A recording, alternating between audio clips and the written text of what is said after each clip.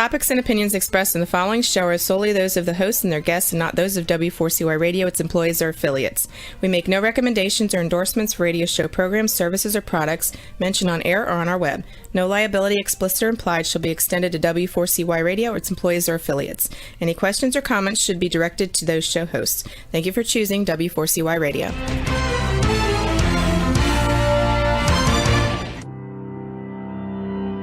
Welcome to Leadership for Life with Gina Gardner on W4CY Radio and Talk4 TV. Join your host, who is a multiple #1 international best-selling author, motivational speaker, empowerment and transformational leadership coach and trainer. She's the founder of Genuinely Hyphen You and has 30 years experience of helping people step into their genuine, authentic power. And now, here is Gina Gardner, your host of Leadership for Life.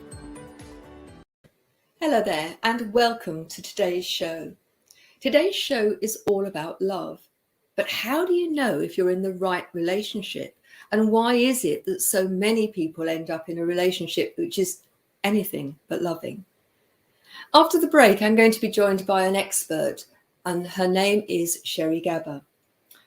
She and I are going to really explore the whole issue around love addiction, codependency, and whether you've become obsessed in your relationship. But I want to spend the first part of today's show talking about the relationship you have with you. I've worked with many people, and it's really common. In fact, it's very unusual for it not to be the case that the relationship that people have with themselves is at times not loving at all, and at other times downright destructive. It's my belief that the relationship that you have with yourself is reflected in the relationship you have with other people. So how do you treat yourself? How does that voice in your head go on? It's a theme we've visited many times on this show, and I make no apology for that, because ultimately how you are in your relationship with yourself is so important, because you are with you every moment of every day. As I've said so many times, you're the common denominator that you take into your life. And the patterns of your thinking, your emotions, your language, and your behaviors tend to be habitual. And if those habits are positive, then that's great. But if you are locked into habitual thoughts and beliefs and behaviors which are unkind and unloving to yourself and others, well, that's a really challenging life that you're going to lead. So I want you to think about how you turn up on a moment by moment basis in your own life. What are the sort of conversations that you have with yourself when nobody else is there? That conversation that's going round and round in your head, is it empowering? Or is it always telling you what you should or shouldn't have done? How awful you are? What a stupid thing you've done? How, you're not worthy, that you're too tall, too short, too fat, too rich, too poor, too anything to be able to live your best life. Because you are the place where you need to start. It's why this show is called Leadership for Life, because no matter what context you find yourself in, you are the leader of your own life unless you hand that responsibility over to somebody else. And so how are you leading your life? Are you caring for yourself? Do you treat yourself as you would a valued friend? Because many people don't. I was talking to somebody just this week, and from the outside, they had everything going for them. They were gorgeous. They were talented. They were successful in terms of their professional life. But as soon as you scratch the surface, they didn't like themselves. They didn't see themselves as other people saw them. They had a very skewed view of how they looked and how they operated. They were riddled with anxiety about imposter syndrome. I'm good at my job, but that's only because they haven't found out actually that I don't know what I'm doing. And that was coloring their whole life. Instead of being able to celebrate who they were and enjoy the fact that they actually had a pretty good life. Their life was completely taken up by that feeling of not being good enough, of believing that somebody was going to find them out, and they were then going to point the finger and said, I told you you were no good, because ultimately they were their worst critic. If you've watched some of these other shows, you'll know that one of my clients, in fact, she doesn't need me anymore, which is wonderful, because I always look to create an independent model and to help people work without me as quickly as possible. She was the one who, when talking about that voice in your head that goes on and on and on, referred to it as her parrot. And I said to her, what do you do with a parrot when it's making a lot of noise in its cage? And I'd like to see them all free. And you can't actually use this technique if the parrot's free, but you certainly can if they're in a cage. And she said, well, you put a cover over the cage. And she thought about it for a moment. She said, you know what? I think I'll shoot the blooming parrot. And she recognized that that was in her power if she chose to do it. You know, ultimately, it was down to her what sort of relationship she had with her. So do you look after yourself? Do you feed yourself well, or do you feed yourself on rubbish? Do you take enough exercise and look after the body that you have? Do you fill up your battery before you spend all of the time sorting other people out? And how do you fill up your battery? What is it that makes you feel alive and great? Do you find yourself saying yes to everybody because you don't want to upset them?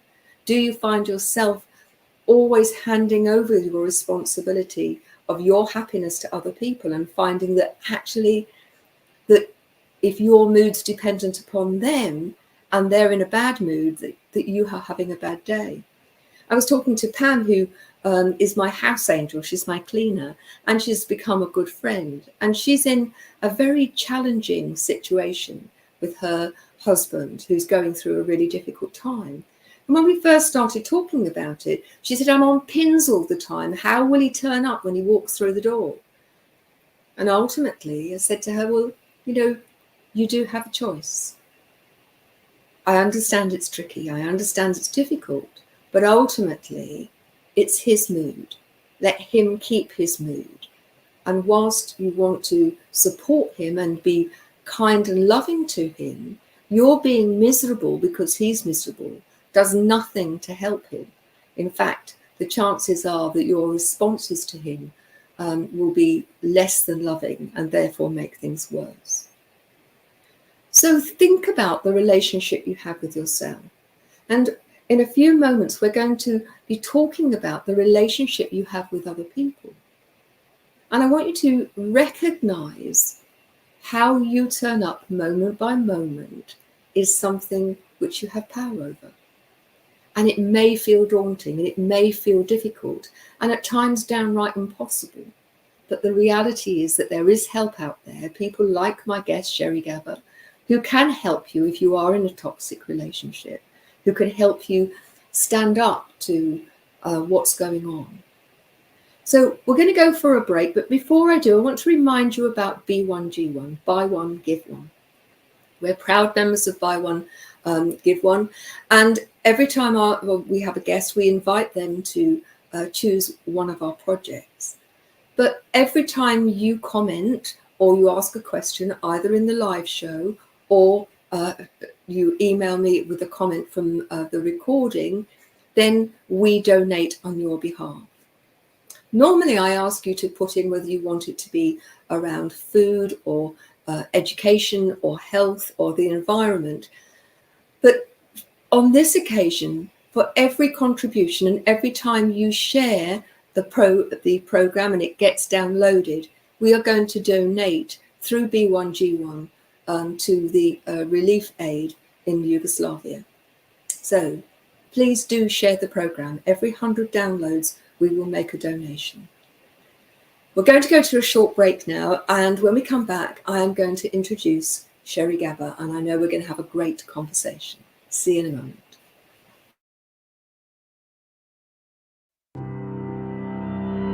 You have been listening to Gina Gardner on Leadership for Life. We'll be back after this quick break.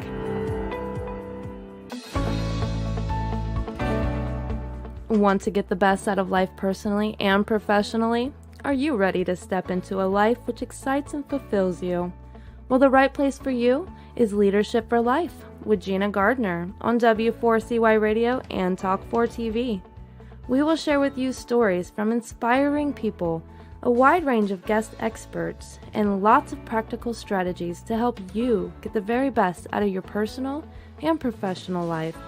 Leadership for Life is a radio and TV show focused on helping you live a happier, more successful, and fulfilling life. Join international best-selling author, motivational speaker, empowerment and transformational leadership coach and trainer, Gina Gardner, live every Thursday, 1 p.m. Eastern Time on W4CY Radio and Talk4 TV. Become the leader of your own life. Gina Gardner's #1 international best-selling book, Thriving Not Surviving, The 5 Secret Pathways to Happiness, Success, and Fulfillment, provides you with the foundational principles on which to become the best leader of your own life. It's available as an ebook, paperback, hardback, and as an audio from genuinely-u.com, or also from Amazon. Every one of the principles have been proven to work for the countless people who have used them, including the author. Now, let's put them to work for you. If you're ready to discover your true leadership life design, accelerate your journey with an invitation to join Gina for a Leadership for Life VIP Day. Choose your journey of self-discovery where Gina will help you navigate your way to happiness, success, and fulfillment. To find out more, email Gina at genuinely-u.com. Welcome back to Leadership for Life. Here is your host, Gina Gardner. Hello there, and welcome back. I'd like to introduce Sherry Gaba to you. I'm very excited to have her on the show. She's a licensed psychotherapist and life coach who helps people cope with codependency, love addiction, toxic relationships, and mental health issues. Sherry's a single mother, and once her daughter was old enough, she returned to school to receive a Master of Social Work from the University of Southern California. As a leading expert on addiction and recovery, Sherry's TV appearances include VH1 Celebrity Rehab, CNN, Inside Edition, The Robert Irvin Show, and Access Live, and E! News. She hosts her own podcast called Love Fix. She is the author of Love Smacked, in which she addresses relationship addiction and codependency, and is a contributing writer to the book Chicken Soup for the Soul, Tough Times, Tough People. So without more ado, let me welcome to the show, Sherry Gaba. Hi, Gina. Nice to be here. And thank you for having me and all the wonderful things you're doing in the world. Oh, thank you very much. It's a real pleasure to have you on the show. Thank you. Before we get started in the body of the interview, I'd love you to share a bit of your journey and how you've come to this place in your life. Well, as you read in my bio, I started out working in addiction. I was married to an alcoholic, and that is the journey where it began. What happened is I realized that my focus really was becoming all encompassing about this person I was married to, changing him, fixing him, getting him sober, putting him in rehab, and it became really an obsession. And I realized, I need to start talking about what's really happening, and that is that many people, like myself at the time, struggle from codependency and love addiction. We give up ourselves, we lose ourselves. And my mission in life isn't to make people feel shameful about this or shameful that they've loved someone or been obsessed with someone, because there are reasons for it. And often it comes from early trauma. So what happened was I kind of morphed my career from addiction to love addiction and codependency, which was my issue. And I saw it with countless others that I worked with. So that's kind of how it kind of morphed into a new awakening for myself, and then suddenly for, I guess you'd say, what I wanted to share with the world. Isn't it interesting how often a trauma, a challenge in our own lives then leads us to have a purpose, which is to help other people who are going through similar situations, and how, that experience is in many ways, however awful, is such a gift in the sense that we can give out into the world. And especially when you're a professional in the field, when you're a therapist, a licensed therapist like myself. In other words, when I come clean who I am and the work that I've done and where I am today, I think it's a great role model. I know a lot of healers don't like to show that side. They don't want to show their shadow side. They don't want to show the dark side. But I think it's absolutely beneficial to anybody that hears. It's somebody who actually is in the world helping others have, we're not perfect. We're human. We're all just human doing the best we can. So yes, I think it's an amazing thing to be able to get to the other side and to show people you can get to the other side. I agree with you. I think it is part of our credibility and our authenticity, Yes, which for me is so important, that, people can, it's so easy, isn't it, to say it's all right for you, you've got it all sorted. But when people recognize that actually you've been on a journey that has similarities to theirs, then I think it can inspire people to think, well, if she can do it, then maybe I can too. And to know, again, and like I said earlier, no shame or blame. There are reasons that we do the things we do. There's reasons that we maybe have multiple marriages, multiple relationships.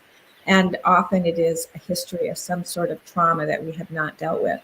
Yeah, I'm sure you're right.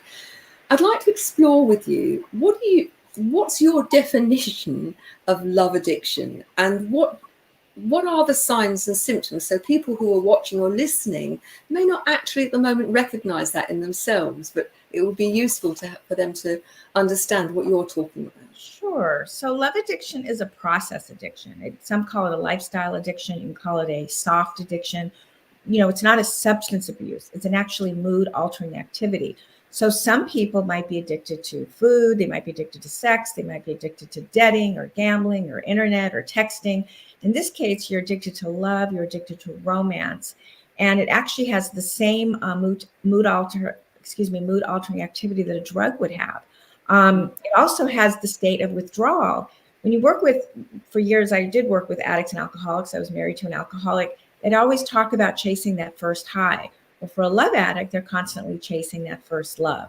So they have when a breakup occurs, there is those withdrawal symptoms. They're always, they keep seeking that attachment, all those pleasurable feelings that they got out of that relationship. And then what happens is codependency sort of overlaps, and you become a people pleaser. You over adapt to what others want. You have no boundaries. You have, a fear of the unknown, a fear of letting go. You're trying to change others to meet the delusion of who you want them to be, rather than accepting them for who they are.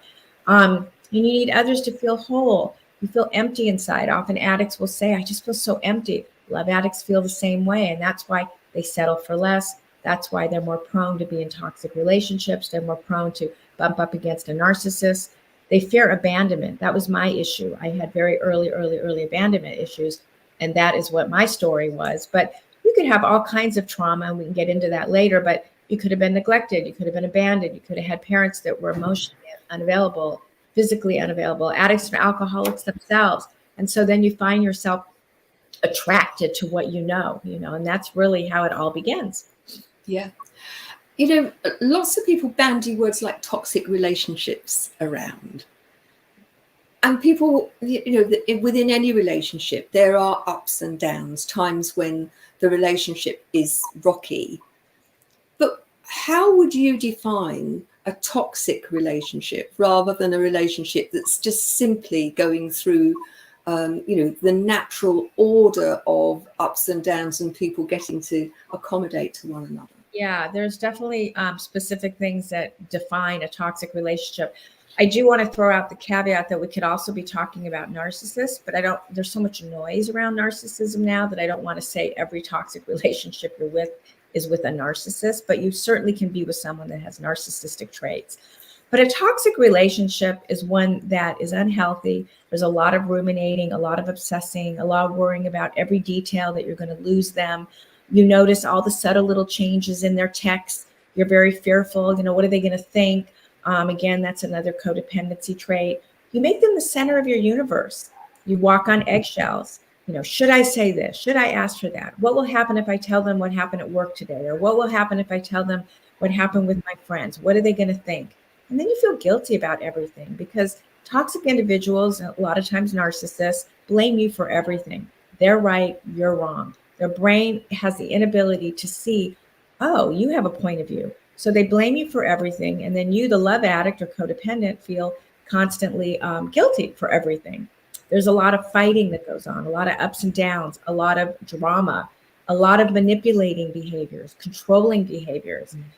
They dominate your actions. A lot of yelling, insulting, discarding, devaluing you, making you feel very small. I mean, all of this is physical. This is all verbal abuse. And then it can get into physical abuse.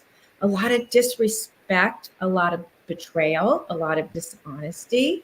And then most importantly, a lack of self-care in yourself. You are so much on pins and needles that you lose everything about you.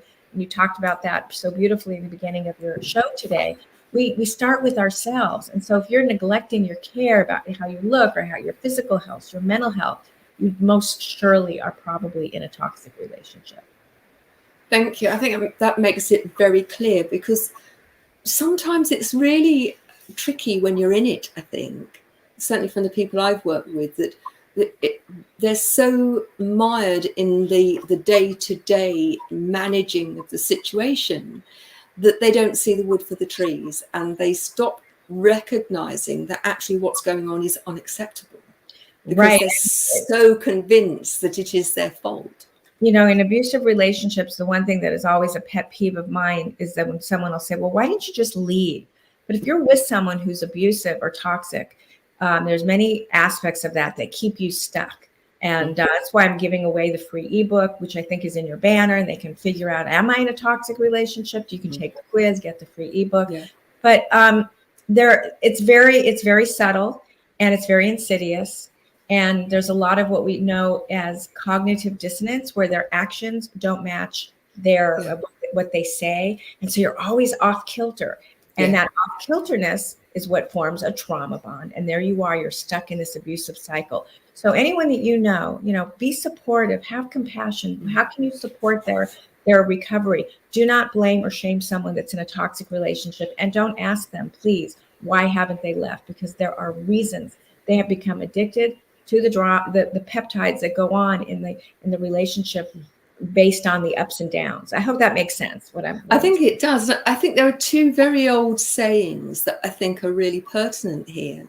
And I know from the people I've worked with that when they're talking about, and not because I've asked them, but because they have volunteered it, when I look back, I didn't leave because I felt that if I did, I could be, better the devil you know than the devil that you don't. Or I was fearful of, going from the frying pan into the fire. And I think for many, their self-worth and their confidence is at such a low ebb. How will I manage if I'm not in this situation? Because I've been conditioned to think that I can't manage by myself. That's what that toxic person has done, is tried to make you feel so little about yourself. Although you might have already started the relationship with low self-esteem. Of course. You could have been someone that grew up without getting what you needed, and so you already had a low sense of worthiness. But you also can be a very compassionate, loving, empathic person that just got with the wrong person, and now suddenly you have no self-esteem. Yeah. So there's many different ways, different reasons we find ourselves in these situations. And it's, again, it's all about no shame and no blame and no judgment. Great. I think that's so important. And I think that's not only true of people looking in and being involved, but the people themselves who are looking at themselves. This is not about making stories up about how good, bad, or indifferent this is. It just is. And it's what you're going to do with it, rather than adding to the load by I should have done this or I shouldn't have done that. Exactly. I'm fascinated by an expression that you use, which is called love bombing. Now, what is love bombing? So love bombing is those over the top gestures that someone might make when they first meet you and start dating. Okay. I had a guy last year say to me on the first date, I'm going to marry you. And that's just way, way over the top. And I think we have to be really careful when that sort of stuff happens. And it can come in other different ways too. It can be lavish gifts. It can be, buying you plane tickets to go to Europe. It can be flowers, over the top flowers. They compliment you continuously. Oh, I love everything about you. I've never met anyone as perfect as you. You're the only person I want to spend time with. They just bombard you with phone calls and texts. It's just so over the top. There's nothing slow and steady about it. It's just so extreme. And you have to remember, Gina, that if you're a love addict or codependent, your worth is based on that outside stuff. So you're going to be more prone to like suck that, they're going to suck you in with that stuff because you love it. It's like, oh, look what he's saying to me. I'm the love of his life. He's saying things like, we're born to be together. It's fate that we met. You understand me more than anyone. We are soulmates.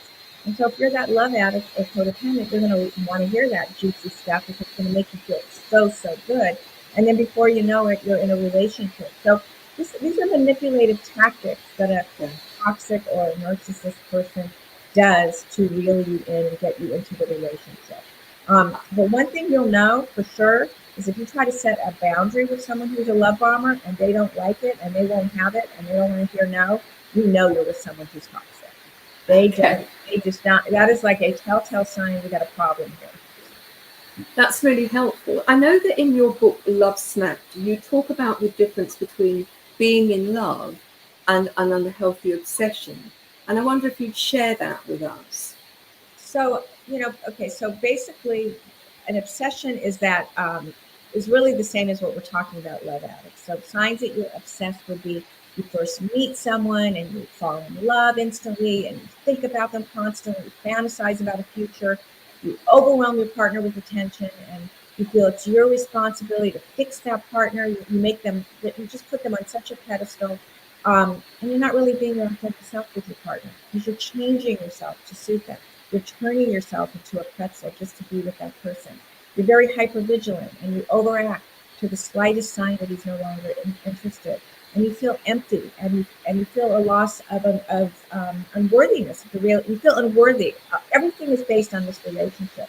A loving relationship, a healthy relationship, is slow and steady and nurturing and safe and secure. I cannot emphasize that enough. When you feel safe and secure, you know you can count on this person. They're not going to lie to you. They're not manipulative. You have really good communication. These are all the signs of a healthy relationship. But the most important thing that I think your audience needs to know based on the fact that we're talking about love addiction and codependency is we're always moving towards secure attachment. Always moving. And so people with love addiction often have an anxious attachment style. And then they pick, avoidance. So you always want to try to pick a secure person and you want to become secure yourself. I think that's incredibly important. And, you look around and I find it so sad how many people are in unhappy relationships and who move from one unhappy relationship to another and repeat the pattern over and over again. Is that something that you've noticed, that, that there is a tendency to, unless people really deal with that inner issue of them for themselves, that they will repeat the pattern over and over again? A lot of people don't get the right help. They find a therapist or a coach, and then there's great coaches, great therapists, but you really need someone who specializes in trauma, someone who does trauma therapy. Because until you deal with that early trauma, you are going to repeat the patterns over and over again. Because if you're a love addict, you don't want to be alone, you fear abandonment, you'll settle for anybody, and you're going to be easily marked by someone who's toxic. Yeah. And if you can't be alone with yourself, then you're going to pick anybody.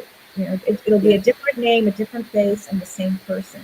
So the most important thing is, find someone like myself or someone who really understands trauma therapy. You can't just sort of coach this away. And again, coaches are fabulous and they're great and they move you forward in many areas. But if you're someone with really deep trauma wounds, inner child wounds, you need to work with a trauma therapist. Yeah. I think that's great advice. I'd like to know what you think about the media and how the media portray obsessive relationships. Well, I probably will date myself, although I suppose it's a classic, but you think there's the movie Fatal Attraction with Glenn Close and Michael Douglas. That certainly was an example of obsessive love. Then there was another one with Beyonce called Obsessed. So those are definitely movies that sort of show what that fatal obsessive kind of relationship looks like. But I think of my own grandchildren.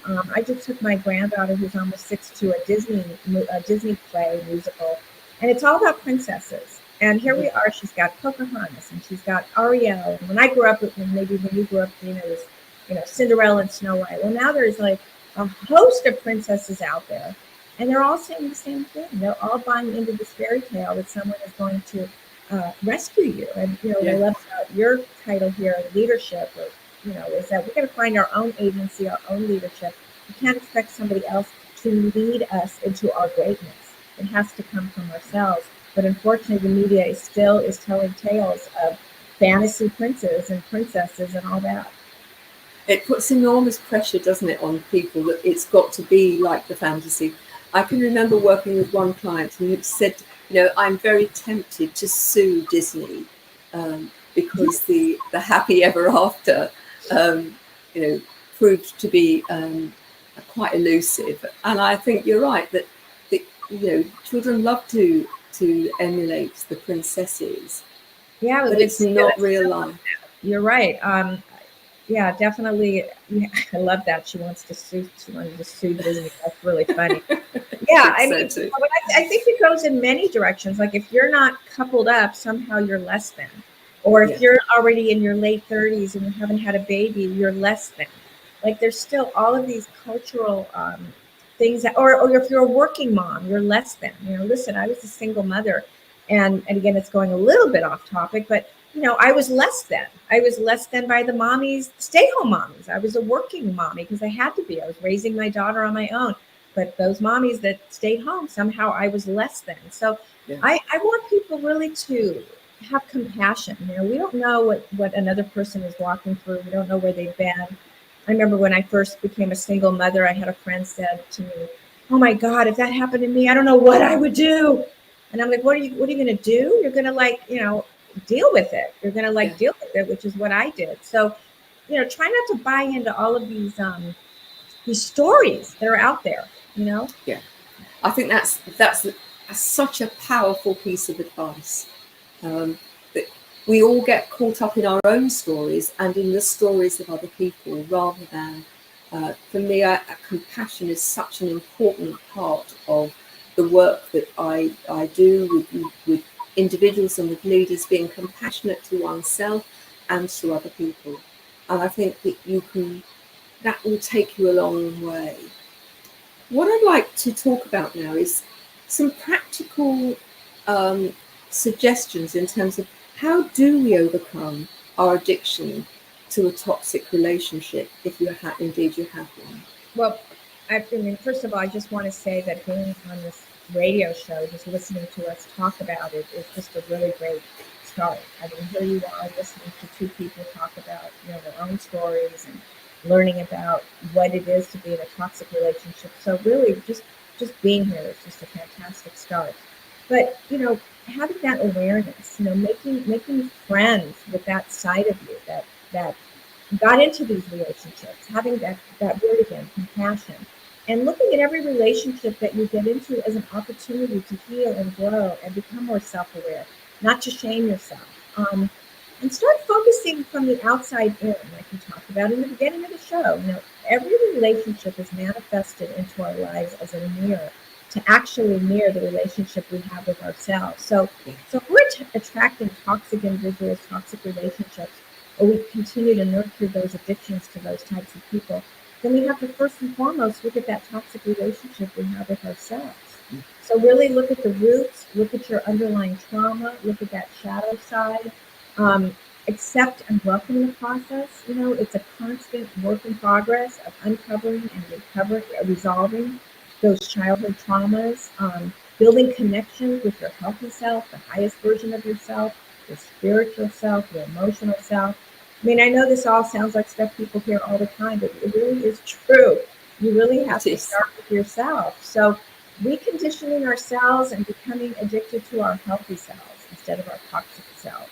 And really realizing that we are all beautiful, valuable, resourceful, colorful, vibrant, and strong women or men. We all have what it takes.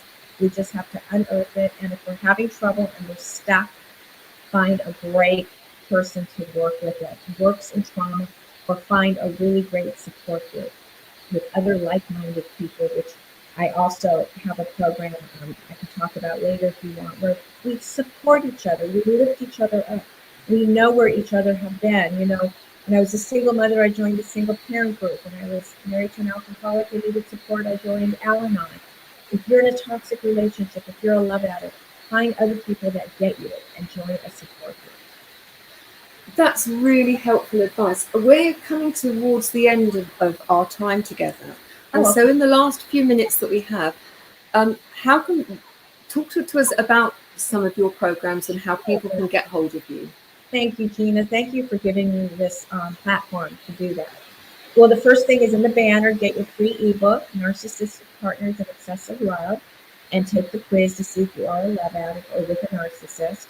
If you want to get into a support group, you can go to wakeuprecovery.com/IG1. The name of my program is called Wake Up Recovery because you're literally waking up to your new self.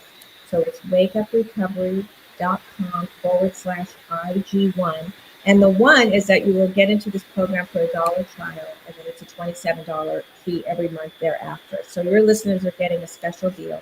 And then if they're looking for a great trauma therapist, I'm at sherrygaba.com. Fabulous. Well, thank you so much for joining us. Now, as you know, if you're listening to the show on a regular basis, Genuinely You makes a donation to B1G1, Buy One, Give One, for every one of our guests. And each month I choose 3 projects and I invite my guests to choose which project. And Sherry has chosen education. And so we're going to provide 150 days of education for children in a poverty-stricken area of Africa, because education is the way out of poverty. So thank you very much for choosing that project, and thank you so much for joining us. It's been a really useful and inspiring interview. Thanks so much. Thank you. Thank you. Don't go away after the break. We've just got the last part of the show. See you in a minute.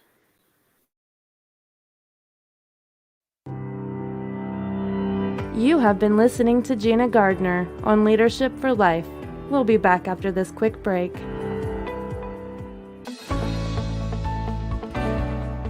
Want to get the best out of life personally and professionally? Are you ready to step into a life which excites and fulfills you? Well, the right place for you is Leadership for Life with Gina Gardner on W4CY Radio and Talk4 TV. We will share with you stories from inspiring people, a wide range of guest experts, and lots of practical strategies to help you get the very best out of your personal and professional life. Leadership for Life is a radio and TV show focused on helping you live a happier, more successful, and fulfilling life. Join international best-selling author, motivational speaker, empowerment and transformational leadership coach and trainer, Gina Gardner, live every Thursday, 1 p.m. Eastern Time on W4CY Radio and Talk4 TV. Become the leader of your own life. Gina Gardner's #1 international best-selling book, Thriving Not Surviving, The 5 Secret Pathways to Happiness, Success, and Fulfillment, provides you with foundational principles on which to become the best leader of your own life. It's available as an ebook, paperback, hardback, and as an audio from genuinely-u.com, or also from Amazon. Every one of the principles have been proven to work for the countless people who have used them, including the author. Now, let's put them to work for you. If you're ready to discover your true leadership life design, accelerate your journey with an invitation to join Gina for a Leadership for Life VIP Day. Choose your journey of self-discovery where Gina will help you navigate your way to happiness, success, and fulfillment. To find out more, email Gina at genuinely-u.com. Welcome back to Leadership for Life. Here is your host, Gina Gardner. Hi there. I'd like to spend the last few moments of this episode of talking different ways that you can develop a much greater, more loving relationship with yourself. As I said, and Sherry confirmed, that ultimately the relationship that you have with you makes a difference in terms of the relationships you have with other people, both personally and professionally. Now, I have a program to help you step into your power as an individual, to be aware of your strengths and to develop spiritually as well as personally. It's called Thriving Not Surviving, and you'll find it on my websites, both genuinely-you.com, but also in ginagardnerassociates.co.uk. Or you can just email me at info@genuinely-you.com. It's a program which is all online. It's videos and workbooks and intentional journals, and it works its way through helping you recognize what beliefs are holding you back and how you can change those beliefs. It takes you step by step, and you have email support along the whole way too. And you can do it at your own speed. So it's called Thriving Not Surviving, and you'll find it at ginagardnerassociates.co.uk or at Genuinely You. It's based on the principles of the book, but it's actually a whole structured program. Okay, and the program is every month different videos drop into your inbox, that there is a journal for you to complete. And intentional journaling is a really powerful way of helping yourself become the very best version of you. Now, I also have some other books that you might like to be aware of. You'll remember earlier before Christmas that I shared with you Your Life in Their Hands, Where Does the Responsibility Lie? And this is all about taking responsibility for your physical health. And if you remember on that show, we had Jane McClelland, who was talking about how to starve your cancer. But this shares the story of my really great friend, Vicky, and my own personal story in terms of health, and really sets the scene in terms of, do you just hand over the responsibility for your health to your doctor? Because if you do, then the likelihood is that you are going to miss out. It's your body, it's your health. And it's important that you take responsibility and create a partnership with the medics who are helping you. So there's that book, which I would really recommend, particularly if you're facing ill health, but ideally before you face any ill health. Filling up our batteries, being aware of what it takes to make us feel whole is really important. And in our busy lives, particularly when there's so much negativity in the media and the news, it is important that we do take time to fill up our batteries. In this book, I share how I do that. That's my garden in that picture. And within the book, you can get to see some other illustrations of my garden.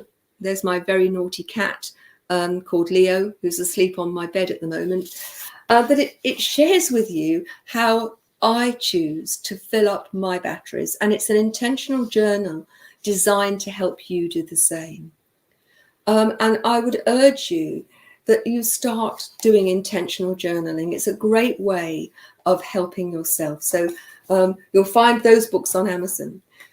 Now, if you're a leader of a group of people, I would really urge you to have a look at this book.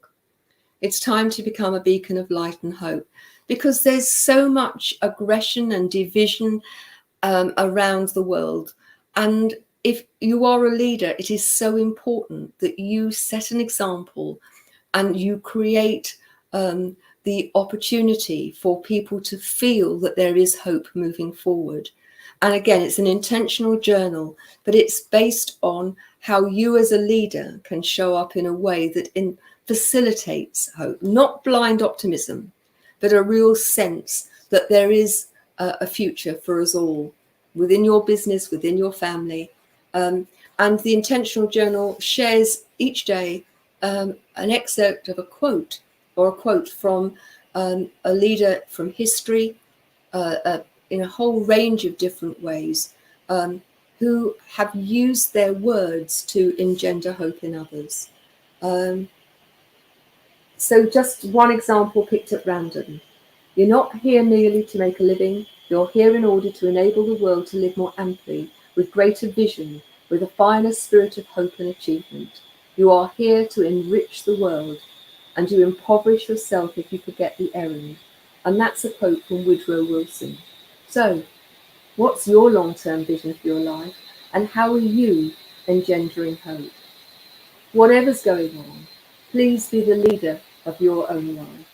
Share the program and know that we will then donate to the people in Ukraine who are having such a terrible time. Take care, look after yourself in the best possible way. Be the leader of your life, and we'll see you next week. Bye-bye now.